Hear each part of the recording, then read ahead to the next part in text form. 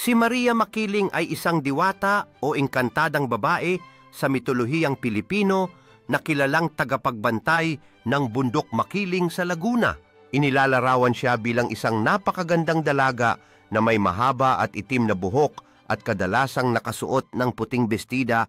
Ayon sa mga alamat, si Maria Makiling ay may pusong maawain, mapagbigay at tumutulong sa mga taong nangangailangan, lalo na sa mga magsasaka at mahihirap.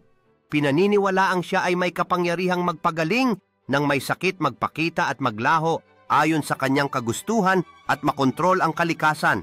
Ngunit minsan ay lumalayo siya sa mga tao kapag siya'y nasasaktan o nalilinlang. May iba't ibang bersyon ng kanyang alamat, ngunit madalas itong may temang kabiguan sa pag-ibig na naging dahilan kung bakit hindi na siya madalas magpakita. Hanggang ngayon, si Maria Makiling ay kinikilala bilang sagisag ng kalikasan, kagandahan at kabaitan.